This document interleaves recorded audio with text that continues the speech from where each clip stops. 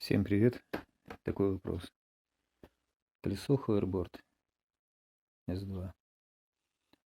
При включении наблюдается шум. А, Как бы, ну даже назову скрежет, что ли. При движении тоже раньше такого не было. Иногда в процессе езды вот этот шум начинает пропадать, и он начинает работать нормально. При выключении, значит, через некоторое время он возобновляется. Показываю пример.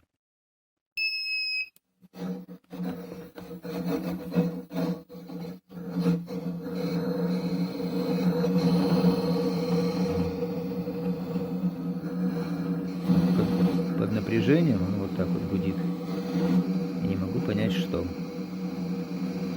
Из-за чего. Контакты все трогал.